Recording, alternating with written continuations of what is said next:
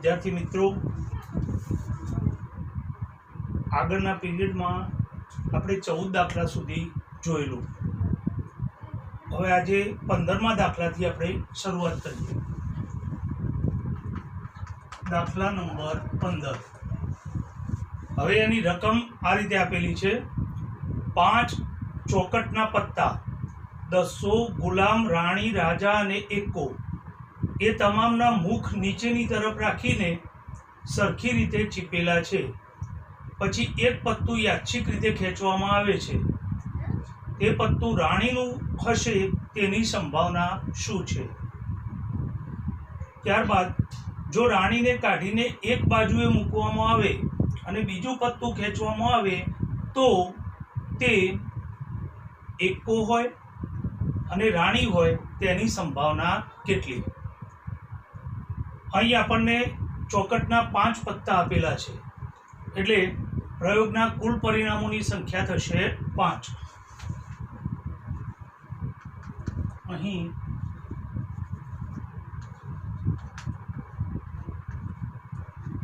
ચોકટના 5 પત્તા છે, માટે પ્રયોગના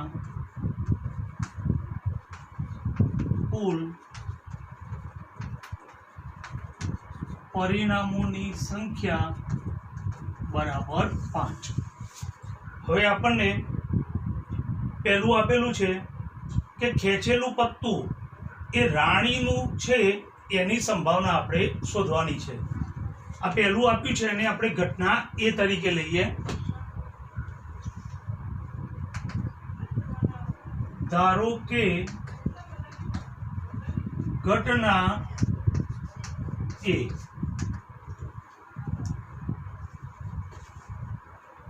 ખેંચેલું પત્તું રાણીનું છે.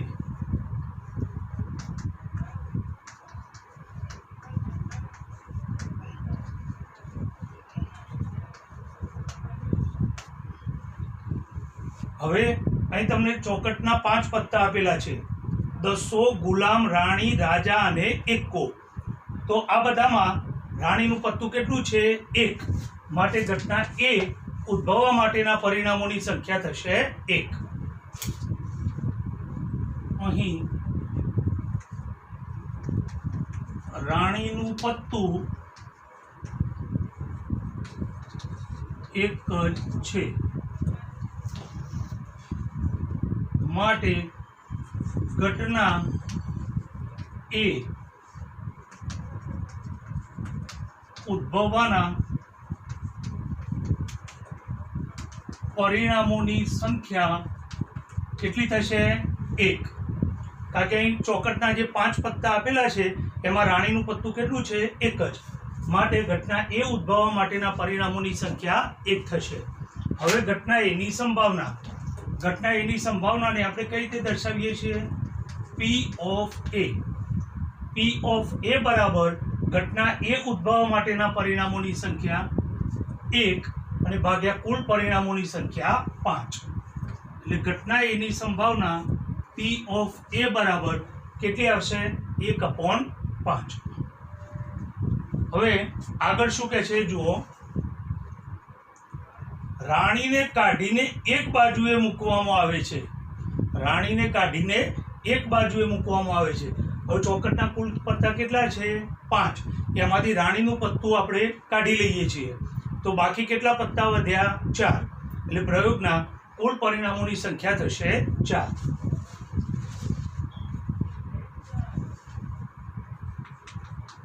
બીજું, રાણીને કાઢીને એક બાજુએ મૂકવામાં આવે છે. હવે રાણીને કાઢીને એક બાજુએ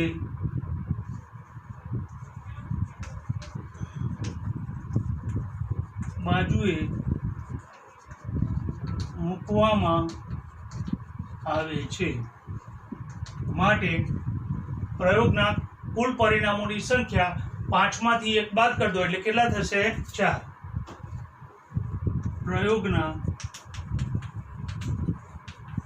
કુલ પરિણામોની સંખ્યા, પ્રયોગના કુલ પરિણામોની સંખ્યા 5 - 1 બરાબર 4 થાય. હવે આગળ એને પૂછ્યું છે, જુઓ,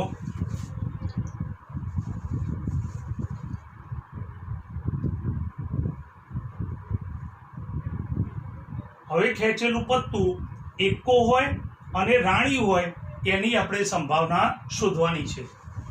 એમાં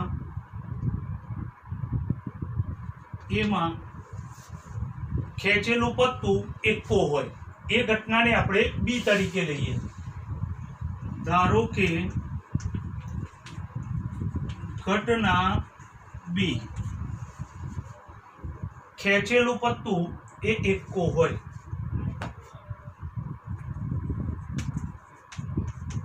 ખેંચેલું પત્તું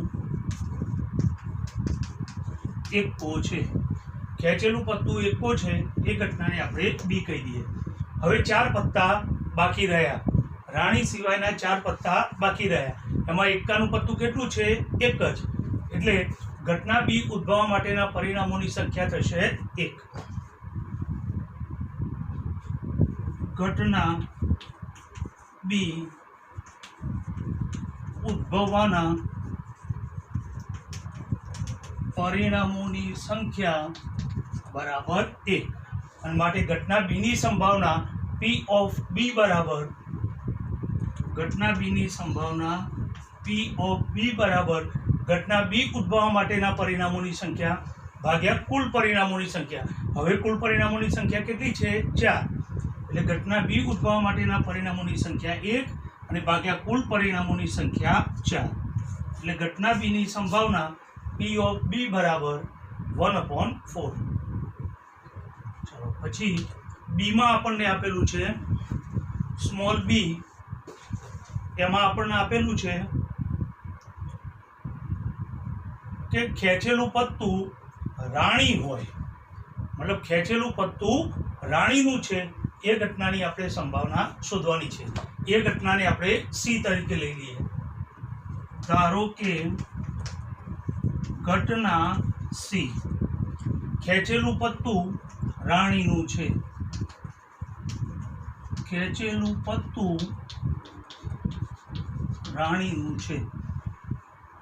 હવે અહીં જુઓ, આપણે શરૂઆતમાં જ લખેલું છે, અહીંયા રાણીને કાઢીને એક બાજુએ મૂકવામાં આવે છે. 5 પત્તા હતા, એ 5 પત્તામાં રાણીનું પત્તું કાઢીને આપણે એક બાજુ મૂકી દીધું. તો હવે રાણીનું એકે પત્તું રહ્યું નહીં. એટલે ઘટના સી ઉદ્ભવવા માટેના પરિણામોની સંખ્યા થશે 0. ઘટના સી ઉદ્ભવવાના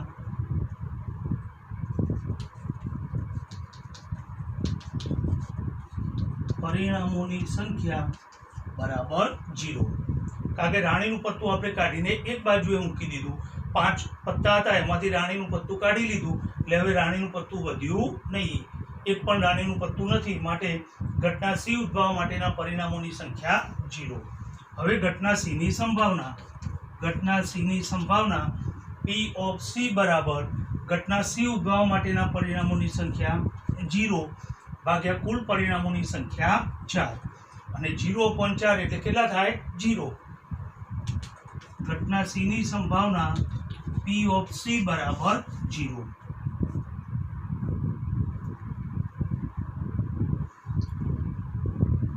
ચલો, હવે દાખલા નંબર 16.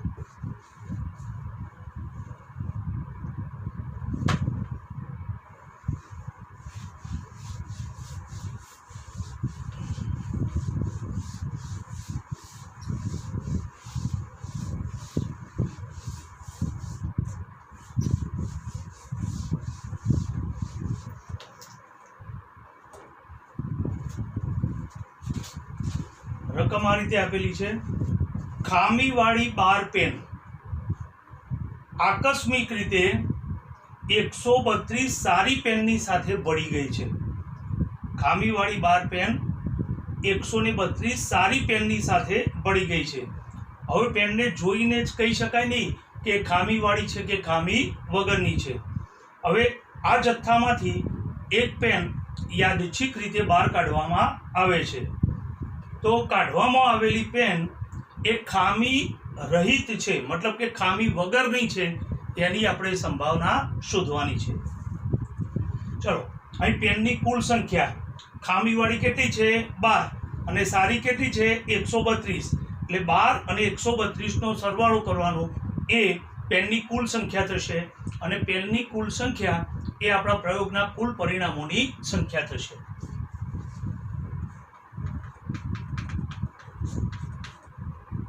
અહીં પેનની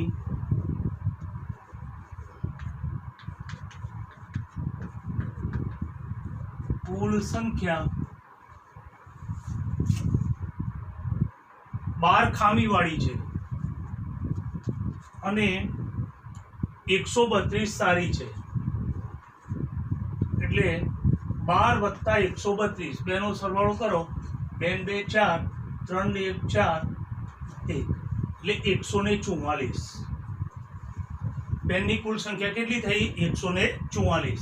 અને પેનની કુલ સંખ્યા એ આપણા પ્રયોગના કુલ પરિણામોની સંખ્યા છે. માટે પ્રયોગના કુલ પરિણામોની સંખ્યા બરાબર 144. હવે આપણને પ્રશ્ન પૂછ્યો છે, આ જથ્થામાંથી એક પેન યાદચ્છિક રીતે કાઢવામાં આવે છે અને કાઢવામાં આવેલી પેન ખામી વગરની છે, એની સંભાવના શોધો. હવે જે આપણને પૂછ્યું છે એને આપણે ઘટના તરીકે લઈએ. ધારો કે ઘટના A, ધારો કે ઘટના A કાઢવામાં આવેલી પેન ખામી રહિત છે. કાઢવામાં આવેલી પેન ખામી રહિત છે.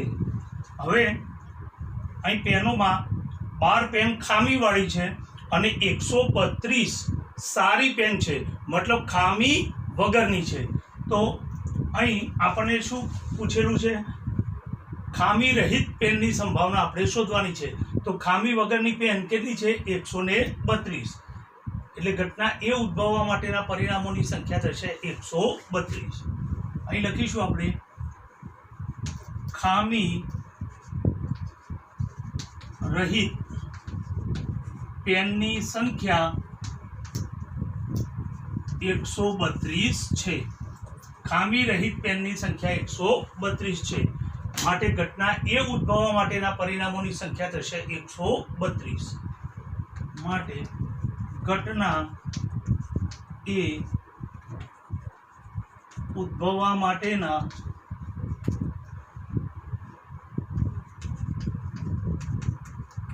પરિણામોની સંખ્યા બરાબર 132.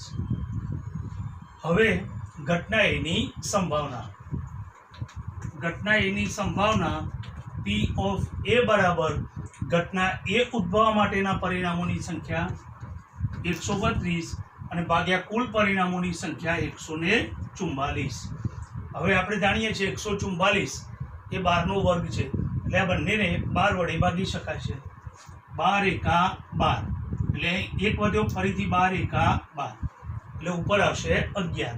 અને 12નો વર્ગ 12 ગુણ્યા 12 144 થાય, એટલે 12 કેટલા આવે? 12.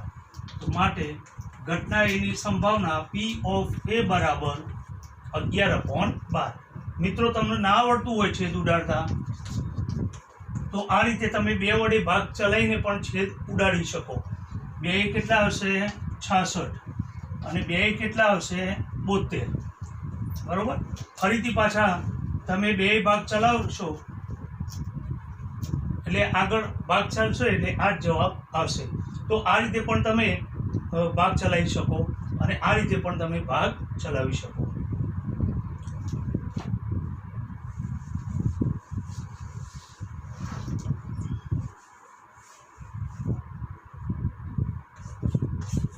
ઘટના એની સંભાવના P ઓફ A બરાબર કેટલી આવી? 11/12. હવે આગળનો દાખલો જોઈએ આપણે. 17મો દાખલો, દાખલા નંબર 17.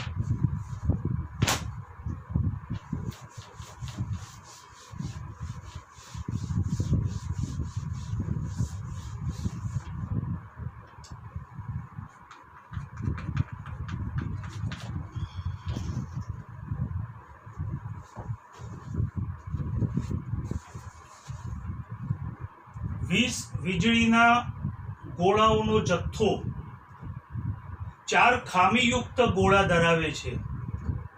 20 ગોળામાંથી 4 ગોળા ખામીવાળા છે. આ જથ્થામાંથી એક ગોળો યાદચ્છિક રીતે કાઢવામાં આવે છે અને આ ગોળો ખામીયુક્ત હોય, મતલબ કે ખામીવાળો હોય, એની આપણે સંભાવના શોધવાની છે. પછી હવે કાઢવામાં આવેલો ગોળો એ ખામીયુક્ત નથી અને એને પાછો પણ મૂકવામાં નથી આવ્યો. બાકીના ગોળામાંથી એક ગોળો યાદચ્છિક રીતે કાઢવામાં આવે છે. આ ગોળો ખામીયુક્ત ન હોય, મતલબ ખામી વગરનો હોય, તેની સંભાવના શોધો. ચલો, અહીં વીજળીના કુલ ગોળા કેટલા છે? 20. માટે કુલ પરિણામોની સંખ્યા થશે 20.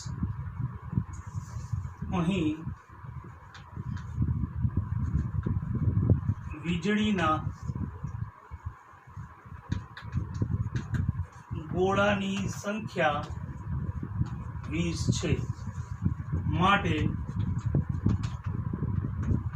પ્રયોગના કુલ પરિણામોની સંખ્યા 20 છે. હવે આ 20 ગોળામાંથી ખામીયુક્ત ગોળા કેટલા છે? 4. તો ખામીયુક્ત ન હોય એવા ગોળા કેટલા? એ બંને આપણે લખી દઈએ.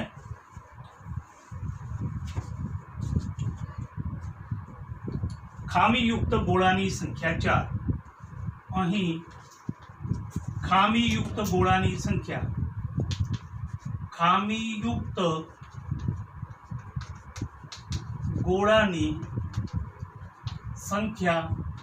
4 છે. માટે ખામીયુક્ત ન હોય એવા ગોળાની સંખ્યા 20માંથી 4 બાદ કરો, કેટલા થાય? 16. ખામીયુક્ત ન હોય તેવા ગોળાની સંખ્યા, ખામીયુક્ત ન હોય તેવા ગોળાની સંખ્યા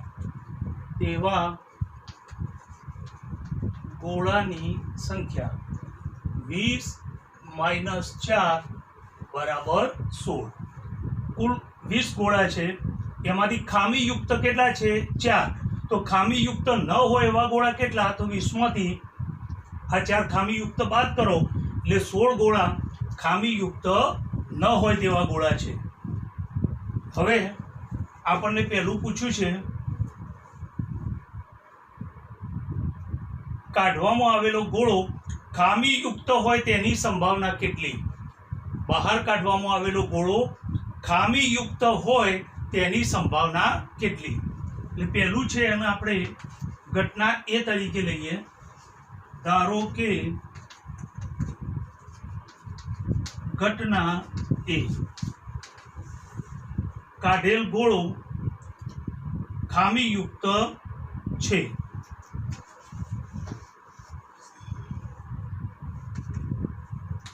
કાઢેલ ગોળો ખામીયુક્ત છે. હવે ખામીયુક્ત ગોળાની સંખ્યા કેટલી છે? 4. એટલે ઘટના એ ઉદ્ભવવાના પરિણામોની સંખ્યા કેટલી થશે? 4. 20 ગોળામાંથી ખામીયુક્ત ગોળાની સંખ્યા કેટલી છે? 4. અને કાઢેલો ગોળો ખામીયુક્ત છે, એટલે ઘટના એ ઉદ્ભવવાના પરિણામોની સંખ્યા કેટલી થશે? 4. ઘટના એ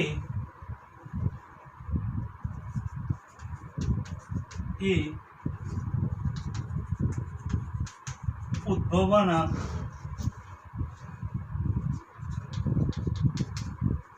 પરિણામોની સંખ્યા બરાબર 4. હવે ઘટના એની સંભાવનાને આપણે P ઓફ A વડે દર્શાવીએ છીએ.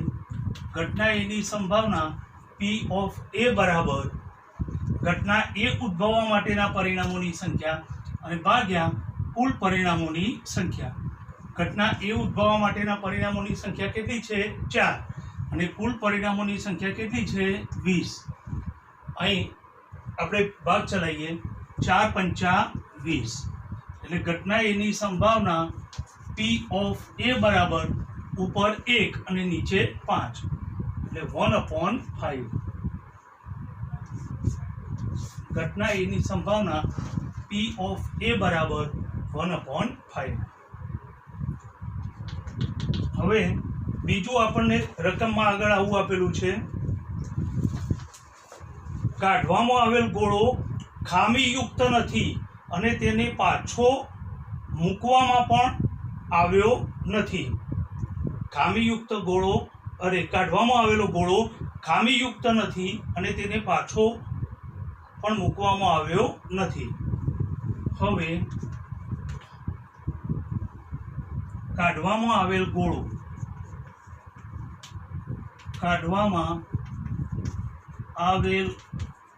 ગોળો ખામીયુક્ત નથી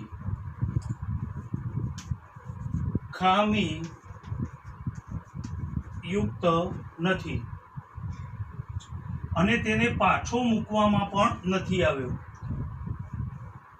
અને તેને પાછો પણ મૂકવામાં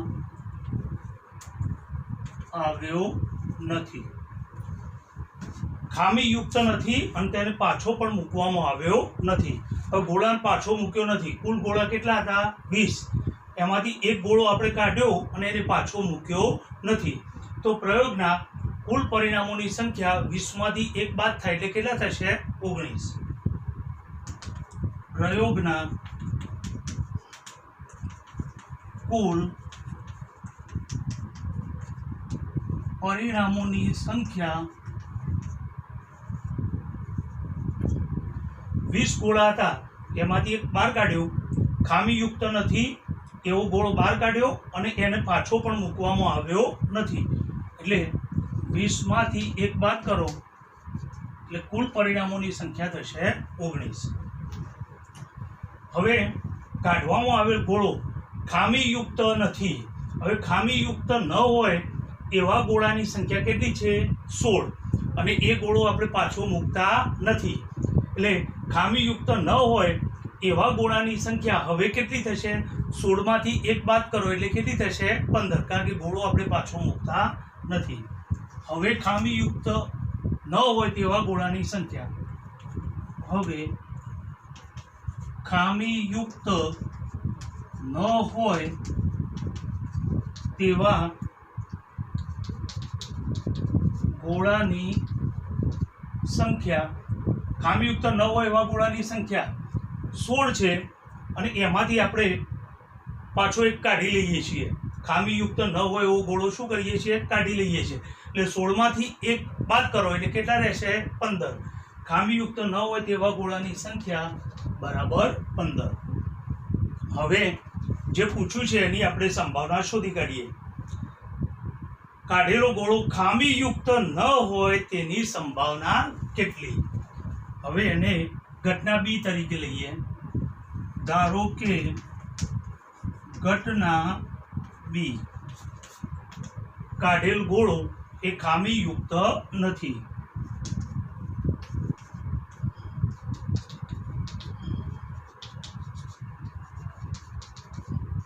કાઢેલ ગોળો એ ખામીયુક્ત નથી.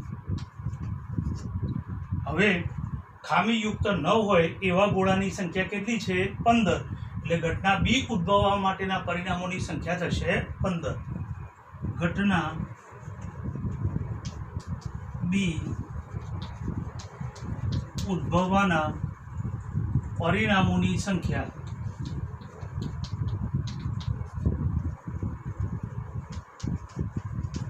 બરાબર 15. હવે ઘટના બીની સંભાવના. ઘટના બીની સંભાવનાને P ઓફ B કહેવાય. ઘટના બીની સંભાવના P ઓફ B બરાબર ઘટના બી ઉદ્ભવવા માટેના પરિણામોની સંખ્યા 15 અને ભાગ્યા કુલ પરિણામોની સંખ્યા કેટલી છે 19. એક ગોળો કાઢી લીધો અને આપણે પાછો મૂક્યો નથી એટલે 20માંથી 1 જશે એટલે કેટલા રહેશે 19. એટલે હવે કુલ પરિણામોની સંખ્યા કેટલી છે 19. એટલે ઘટના બી ઉદ્ભવવાના પરિણામોની સંખ્યા 15 અને ઘટના બીની સંભાવના P ઓફ B બરાબર 15/19.